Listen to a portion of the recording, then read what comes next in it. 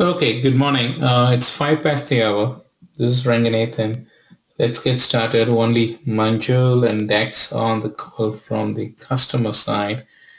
One of the challenges we have, even though there are about 10 customers who are signed up, is to how to make them to come to the meeting. I understand there's lots of challenges in their work side. What else we need to do? So trying different combinations. I'm not sure how else.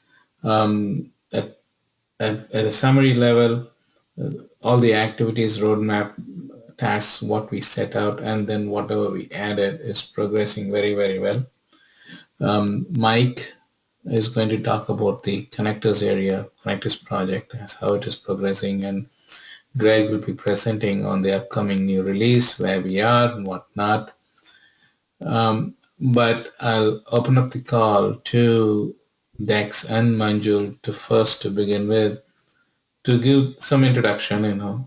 Today we want to do it in a different way. Each one does the introduction, and then if you have any thoughts on how to increase the participation with customers. 10 of them signed up, 10 customers, not individuals.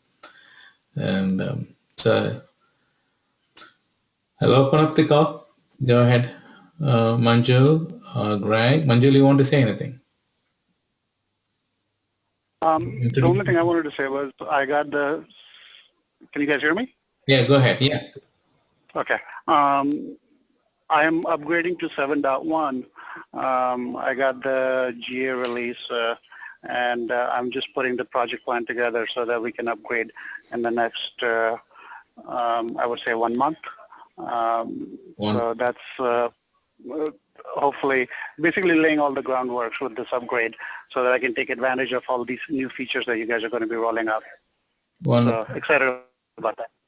Any thoughts from your side? That's wonderful, great news. Any thoughts from your side to increase the customer council, customer participation? I'll tell you this, for us, for me, it's basically in the financial space is the workload and the dynamic nature of the workload. I have no clue on how to increase it. Let me think about it and I'll shoot you an email about my ideas. I appreciate it. But allocating that time, it's tough. Yep. It is tough. Yep. It's not that they haven't signed up. They have signed up. 10 customers have signed up. No, we want to keep it nice and clean. But it's finding their time. Thanks, Manju. Dex, any thoughts? I know you're mute, Dex.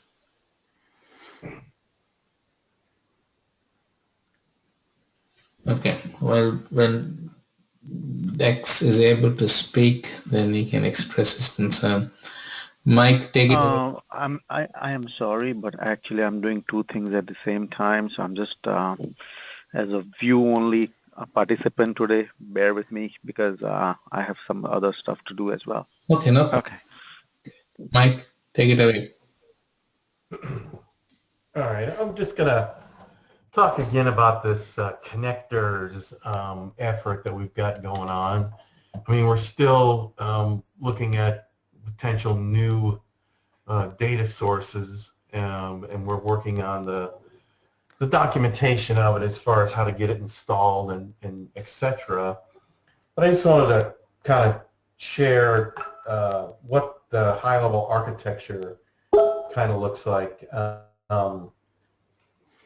Essentially, I mean, we're using an open source utility, I guess is the best word for it, called LogStash.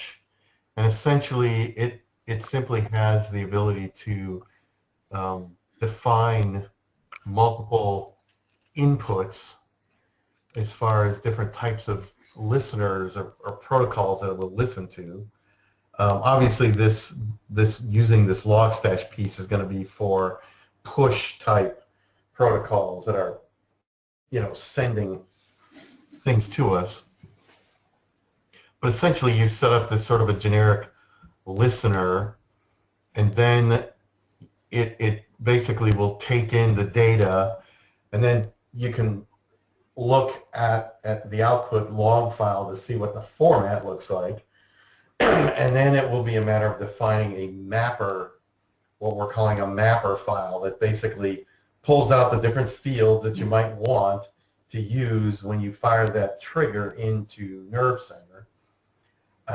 Once that's done, you basically put the mapper file in place, and it will receive the different messages, decode them, and send them through as a trigger into Nerve Center.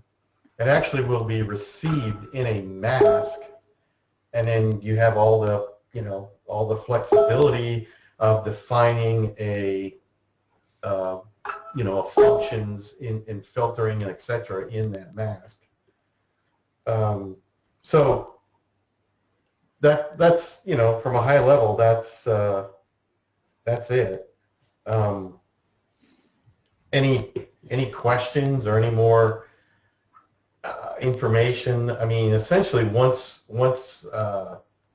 we release this, for instance, the syslog piece will be done. I mean, that'll just work with basic standard syslog, because there's, unless you've altered the format of your syslog, it'll just, be the same.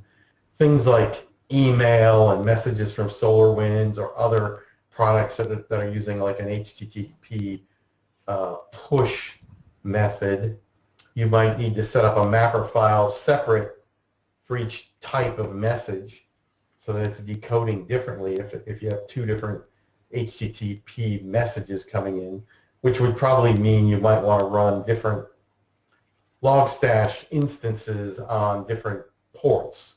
I know those particular products that we tested with, BMC and SolarWinds, they, you can define what port you want it to, push to do the, so that's, that's the concept there. Plus, you can also obviously configure the different ports for syslog and such if you want to run it on a different port or whatever. So anyway, any feedback or questions on that? It's kind of straightforward, I think. So Mike, quick question for you. The Logstash portion basically takes all these inputs coming in via HTTP, UDP, IMAP, or whatever source, and then tokenizes into a well-defined format to send to the Nerve Center server, where you're basically triggering off of those inputs as a triggering mechanism, right? Right. So you can say, well, this field is my source node, and this field is my sub-object or component, and this field is varbind 1, and this field is varbind 2. So however you want to do it, and then you would be able to, define a mask to simply receive it and parse it out. There's actually two different outputs. One is sort of the mask trap type, and then the other is just an actual fire trigger using the external fire trigger API. Okay, thanks. That makes sense. All right.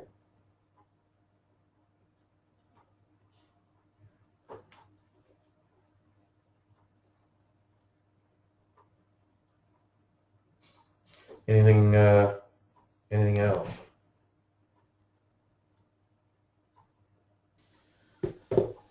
All right. Yeah, if there's nothing else, then I guess I can turn it over to Greg. Thanks, That makes Mike. sense. Greg? So yes.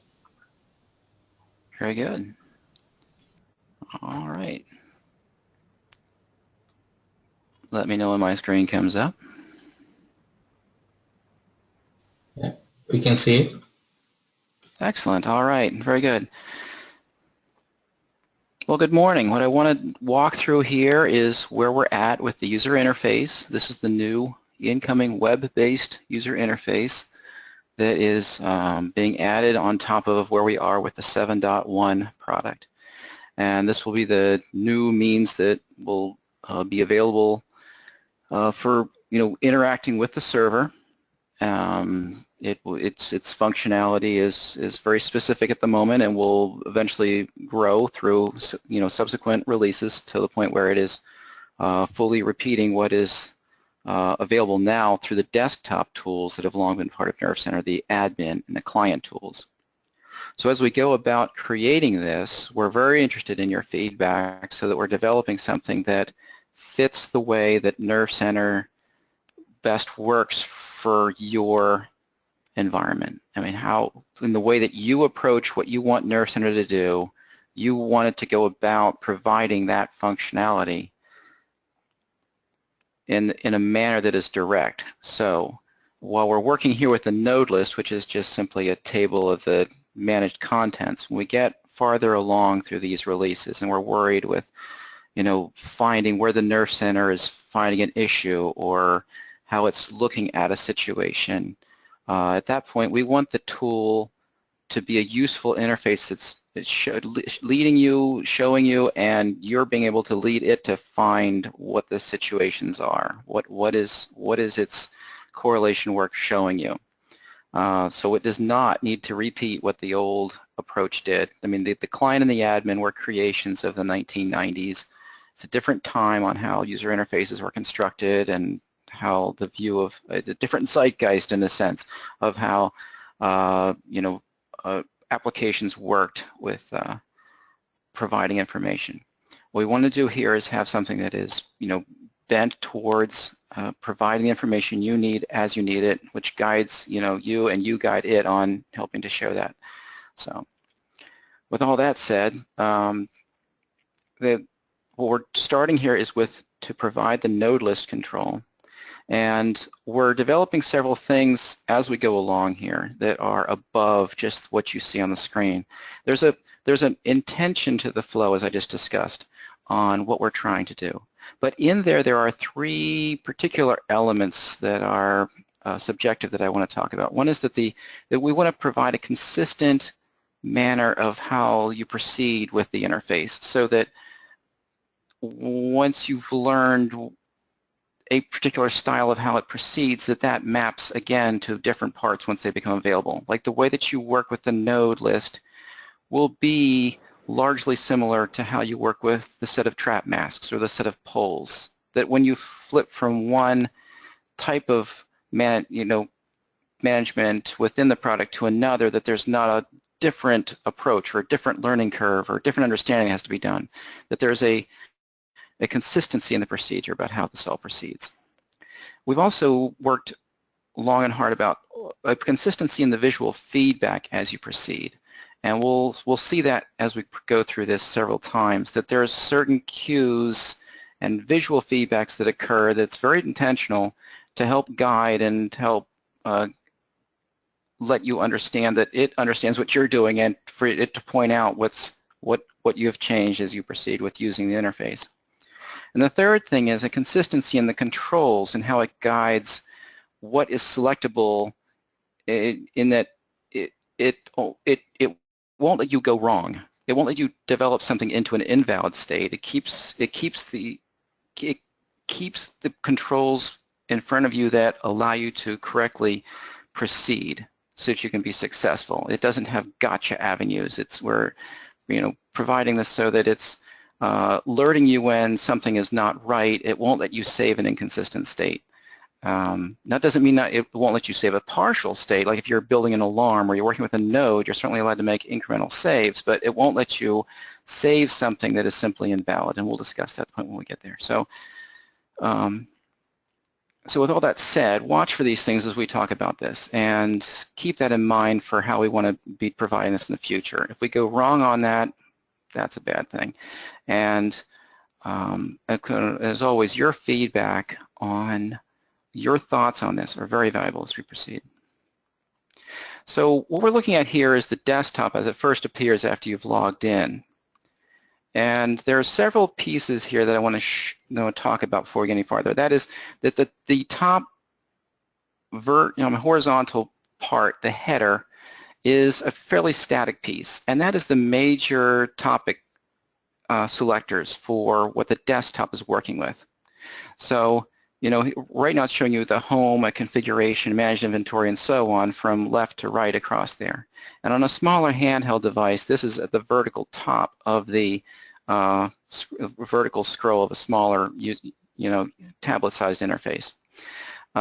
Selecting one of these shifts the main body of the workspace, which is everything below it, to that topic. Since the node list is the only piece that we're covering at the moment, that's under managed inventory, so we simply preload the desktop with that, and that's the only selectable entry. On the far right, where it says Hi Demo, that's the you can control your session over here. There's a couple of little controls and the ability to log out when you're done. But for the most part, what this release is doing is providing you a view into the node list controls, where as you would expect, the features provided then are exactly for node list manipulation. It's creating members, looking at the members, finding members, deleting them, editing, and so on. So this is basics to get going, but this is our starting point, and it was a good place to start with, and it allows you to at least see the inventory of what a particular nerve center service is monitoring. So now within that workspace below, there's two parts of it. On the left, there's the control selection pane where you can find different ways to view the overall node list. And our expectations are that node lists can be fairly large. You know, when you're dealing with 30,000, 20,000 nodes inside of a server, you need a way to partition it, break it down, and see what's important, or be able to find what's important to you. So the selectors there at the top, the property group, severity, and custom off to the left, are the ways three different ways to be able to break down that list. We're covering property group at the moment. In the future, once the user interface is aware of, you know, the dynamic nature of what's happening with the alarms you have enabled, the alarm instances that are on ground will add severity as a selectable item, so that you can partition the node list based upon the severity of, you know, the elements. Custom will be allowed you to build your own ways of partitioning through the node list, so that you can categorize them by other ways than just simply the property group, which is the traditional way Nerve Center has done things. So now that tray down below, then on the left, is the property group listing, and that's at this point the tray is loaded with that property groups for this particular Nerve Center rule file. And as you know, any node has to always be in a node group, so a property group. So the table here allows you to select off into each particular set. You can have anything from 0 up to, you know, however many nodes are in there. One thing that's different and beneficial about this interface is that it works with the current set, only loading into your web browser what's needed to visualize where you're at with it. The distinction here is that the old client downloaded everything and then showed you everything very quickly, but at the same time, if you have 30,000 nodes in your node list, it's downloading all that information to you as soon as the client opens, which is an overhead that's unnecessary in traffic and weight of the application finally on your desktop if you're only interested in doing a very limited amount of work. So here, the controls allow you to specify which property group you're working with. Notice the visual feedback here. When I click on a different piece for a property group, it white highlights it so you can see clearly that it's selected. As you move and click each one, it reloads the center workspace with the elements that are there. Now I've clicked on a property group called Cisco Switch 2 group, or CIS-SW2 as it's called there, for this particular rule file. And there's 136 members. Now the desktop's only showing you 10. There's a navigation element at the base of that list that allows you to set how many nodes you want to have displayed and where you are in the pagination of that. So now the user interface is not downloading all of them. It's only pulled into the web browser what's on the screen. So again, this is a performance enhancement over the old method, and it makes sense because, you know, from your client, you don't want your web browser loaded up with the data for thousands of nodes that you're not interested in eventually looking at. So it's light, it's going to be quick,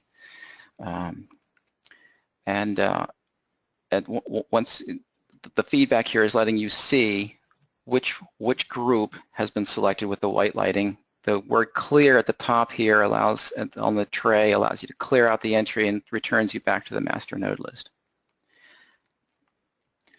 So now within the workspace, you can do the actions as you might expect of being able to edit nodes, delete, add new nodes. One of the first topics is just dealing with the list. Like here, we're dealing with the full list. There's 8,900 nodes in this list. It's a tremendous amount to deal with. So when working with this, you can rearrange the columns to suit what you're after. You know, if this is important to you, you can move the fields around. Because there are many more attributes to a node than we could fit column-wise into a screen, we allow you to select which ones you want to have on the screen or not. You can use the interface to click on or off different columns to help reduce.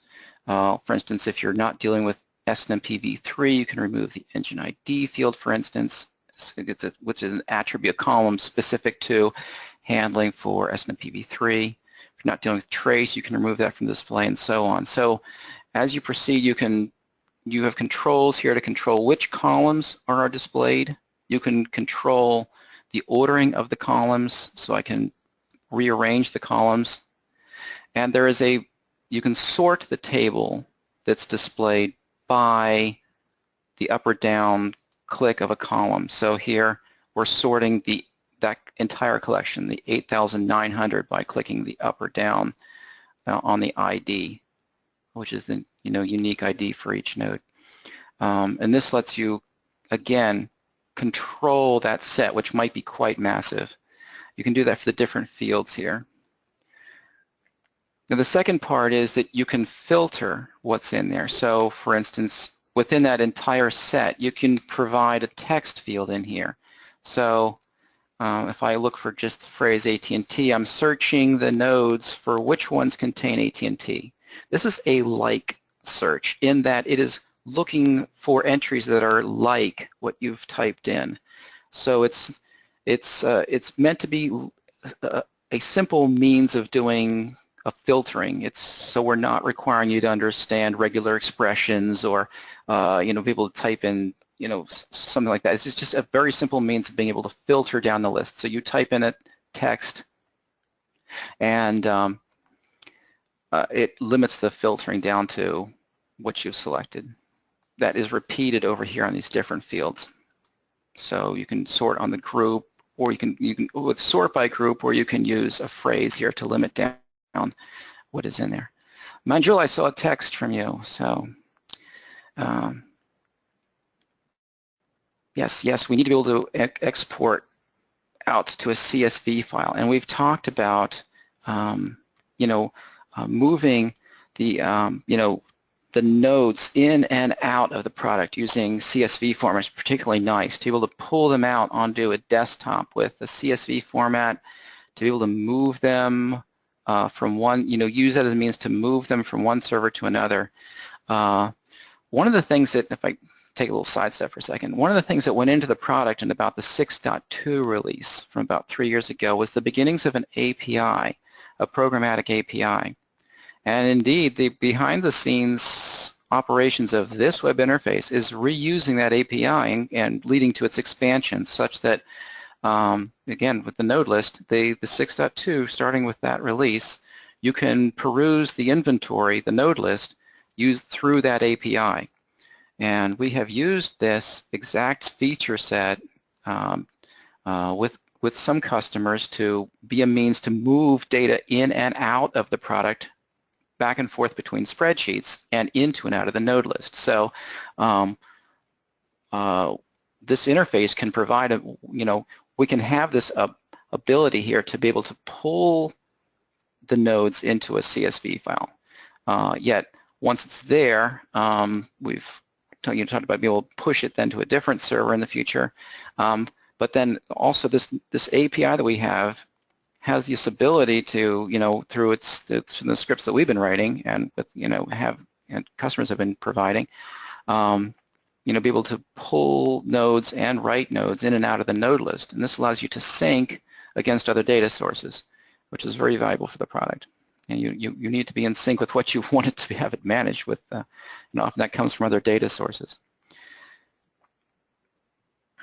All right, looking at this again, we've a filtering, there's sorting of selections. There's an advanced search here that allows you to further filter the selected set. So from a property group selection, you have the node list down to some set, whether it's 33 nodes, 600 nodes. You can do an advanced search here where you can pull in a further refinement of what you want to filter on.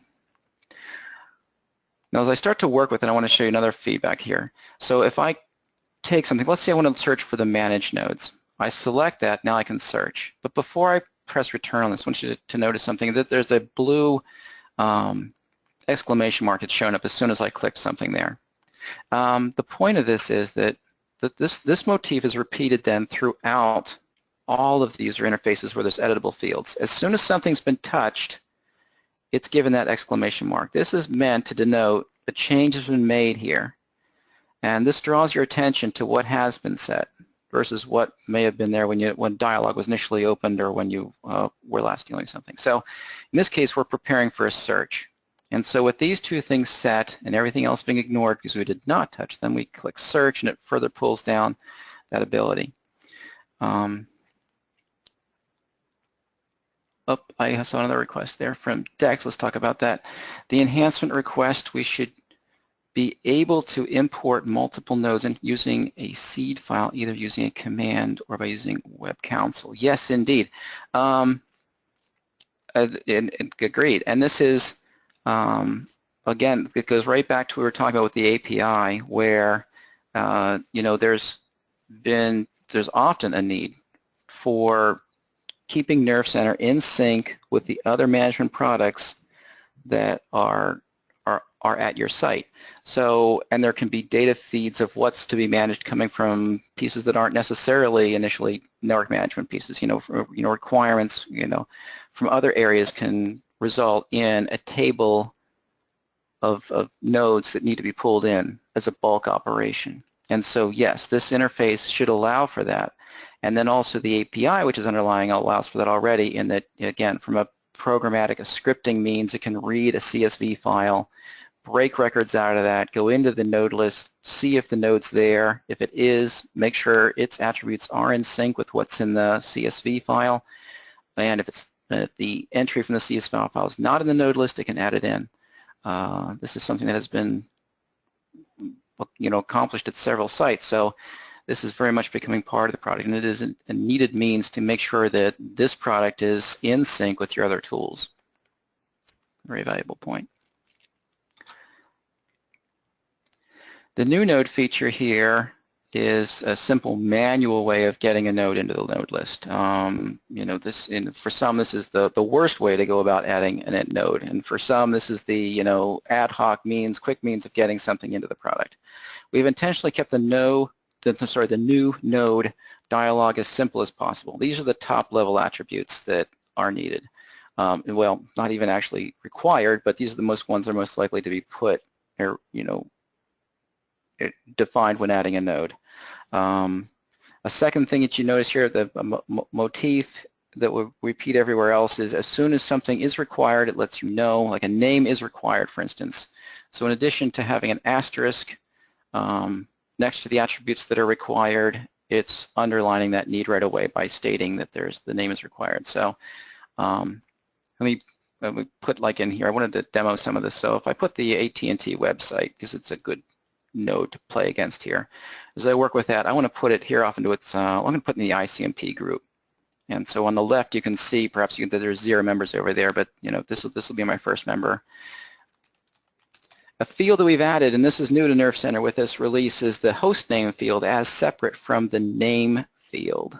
Up until now, you've been able to name a node, but then the host name and name sometimes get crunched into the same usage. So we've separated those two fields. They reside in different attributes within the node database. So you can denote a name with a more common name, a node with a more common name, such as AT&T website can be the name you're going to provide it. And then the host name is is an optional field that allows you to specify what device it more accurately represents. So you can have like Joe's printer or my printer as the name, because that's the way you refer to it, but then the host name can reflect what its actual host name might be. So just to help out. Because I've provided the host name, another label picks up here IP lookup. This looks like the old client product in a way, but this is a useful tool. Here I'm going to click on, I want to say to the resolver, I want you to list the IPv4 and the IPv6 addresses. I can choose to pull them all over, or I can, choose and pick which ones to pull over. Let's pull them all over in this case, and OK this. This allows me to move from just knowing a host name into selecting which IP addresses I want to have Nerve Center use to manage that device. When I OK it, it pulls that back and adds it into the property, into the top level thing for me. Again, the blue marker shows me what's been modified. Of course, I can add my own addresses here if I wanted to. Not that the AT&T website is available with this particular IP address, but there's the manual way of doing so. I can add it, click the add button, and throw it into the list as well. I can toss out something easily enough with the garbage can. And once it's in there, I can save it. And this allows me to be able to jump in there and see what's going on. So when I'm at the point of working with a node, I can then open them and edit them further. The basic info tab is a repeat of what you saw on the add node tab, and that allows me to again, peruse and set those attributes which are the high-level attributes of a node. Now, once I'm into the node editing mode of the workspace, I've reloaded the desktop in a sense. The left hand now is an icon tray loaded with the different categorizations of a node's attributes. There are many attributes to a node, so we've partitioned them by function or by service into different icons here, and when you click them or select them rather, you can bring them onto the desktop. When we're talking about a full desktop like we're looking at right now, you can put two side by side. There's enough room. On a handheld device, you can only look at one at a time because it's a smaller view screen. So through responsive design, the application will limit you down to what is viewable for that appropriate display size.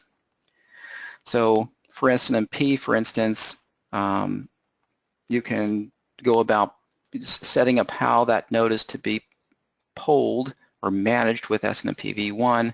There's the as you would expect attributes for SNMP v1, v2, and v3, and so on. And coming down through here is these are controls that look familiar to how they were in the client application. They continue to allow you to work with defining a local node, for instance, at different levels. And the feedback here is, again, as we saw before, it's pointing out what is required and for the settings you've set up. So here I'm saying I want a node to be SNMP v3 managed. I'm setting it to be with authentication enabled but no privacy. As soon as I've done that, now the user interface is keying me, cluing me that I need to set up the authentication. So I need to set which mode as well as what key I'm going to be providing. It won't let me save this node at this point because I have set it up to be invalid. I haven't provided a key yet. So there's two things helping me notice this. One is that the red text underneath the field where the issue is, and off on the left in the icon tray, that icon is now given a red border to help denote again that this is where there's an issue. At this point, the save is not selectable, so it's not going to let me, save something in an invalid state. I can cancel, but that returns me to the node list without having made any changes at all. Always useful. So, but with if I put it back to no auth, no priv, the issue is resolved. I don't need to be providing authentication. The red border disappears. The red text disappears because I've put things back into a valid state. So I can incrementally save it at this point. That's fine. That's not a problem. But I can't save it even incrementally into an invalid state, which is different than just I'm incrementally updating it. At this point, the cancel is replaced with the word close. This helps indicate that there's no outstanding edits at this point. And this motif is repeated throughout the different attributes of a, as we look at the different qualities of a node. There's the description field or the notes field from before. You can add whatever text you like. As in the other versions of the 6.0 product starting there forward, you can add your own attributes. You can add that this is a device type, the model number, the serial number, the asset tag, the department that belongs to. You can define your own attributes and have as many attributes as you like involved. My favorite department there. Here we are. So, and this becomes part of each node. And this is settable. This is also settable through the API and retrievable via the API. So what we have is an interface here that is allowing you to move from working with nodes to filter down, to work with you when looking at a large set by allowing you to sort and filter. When working with specific nodes, it loads the interface with a new workspace where there's an icon tray off to the left, and then the workspace remains in the center. It's the same motif. For all of these, there's this consistent approach of denoting which fields have been touched, preventing you from entering stuff into an invalid state in the persistent data store, and then providing the tools that are appropriate at the moment to allow you to move successfully along. So that's where we're at with this, and I'm curious if there's any feedback at this point on what I'm showing you, if there's any questions.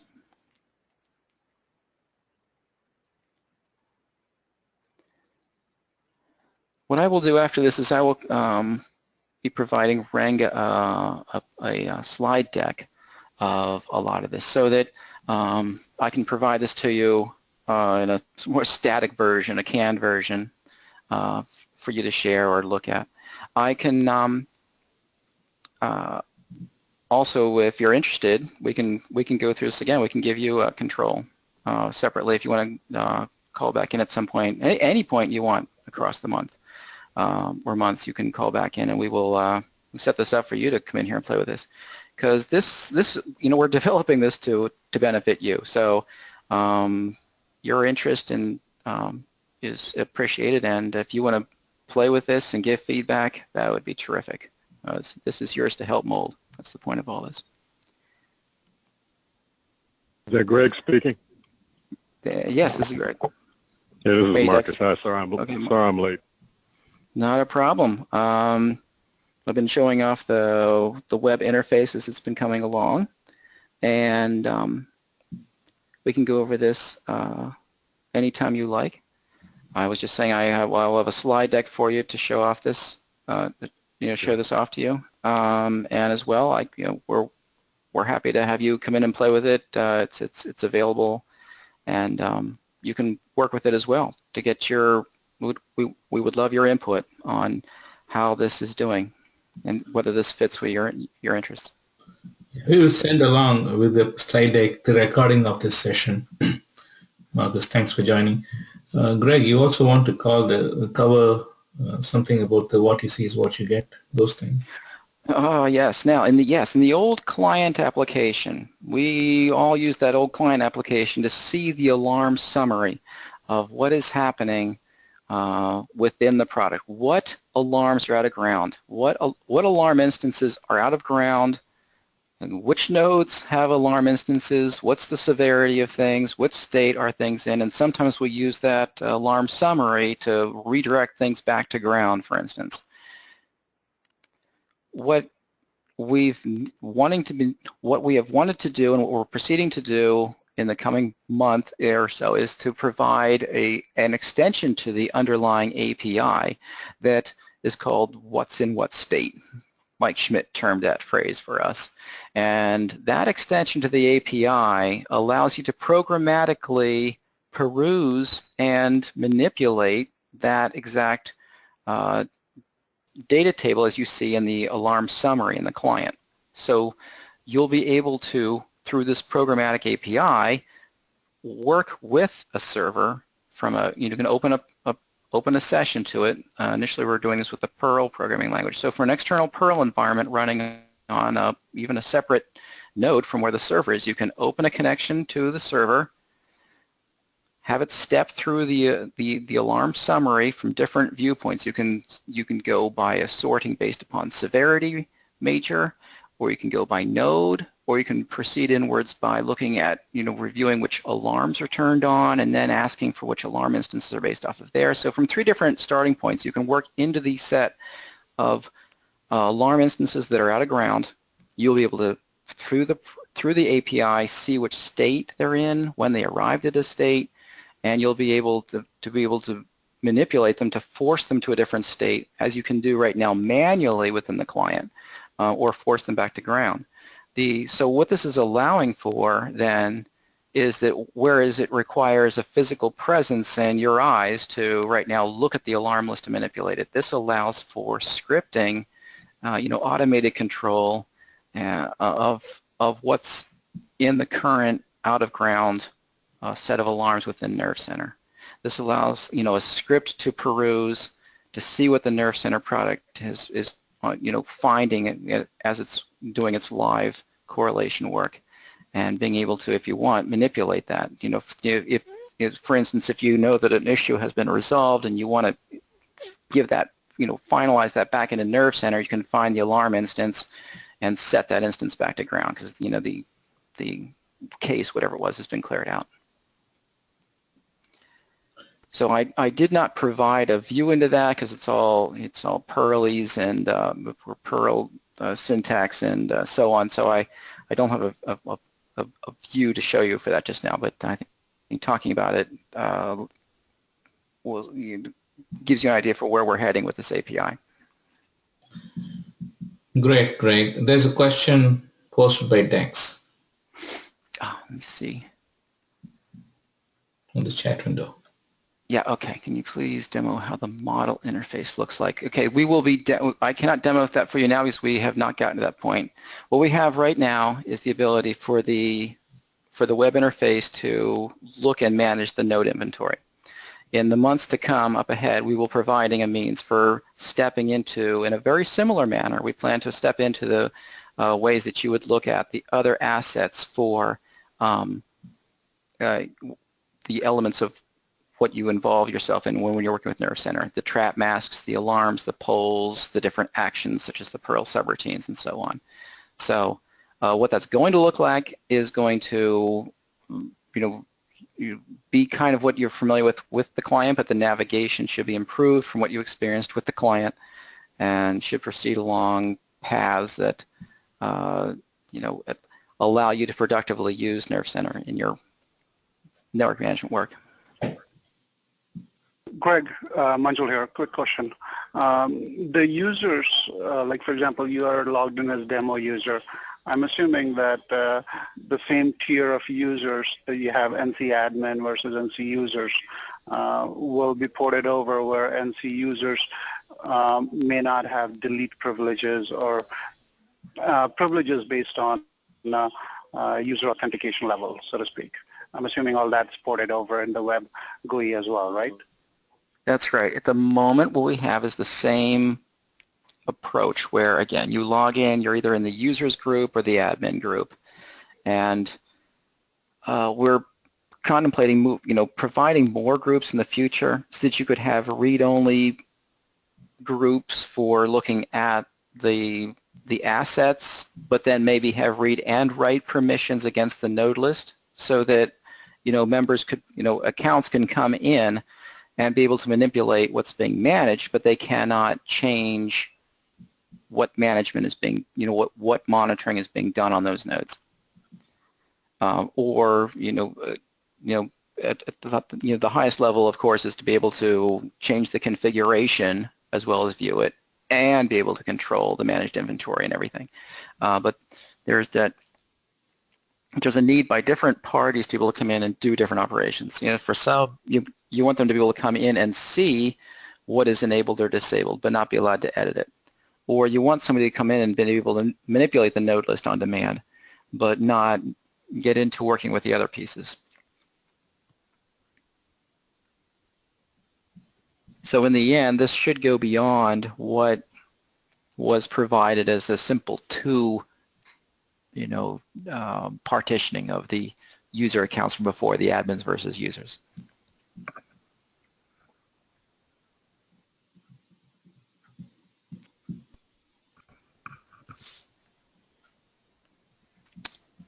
How's that? Does that sound right? Does that sound useful? Yes. Okay. All right. Any other requests or comments? Okay, Ranga, back to you. Okay. Thanks, Greg. Thanks, everyone. If you don't have any other questions, thanks, everyone, for your time. And we are looking at how to, as I said in the beginning, increase participation. Sign up is there, but the attendees participation. So we'll evaluate. If you have any ideas further, let me know. The more people participate, the more benefit it will be. We would send out the recordings of this meeting and plus Greg's PowerPoint soon, as usual. And in the meanwhile, if you have any further question, even after the call, feel free to reach out to me or anyone for that matter, Mike or Greg, anyone. Okay. Thank you very much. Thank you, everyone. Okay. Thanks, guys.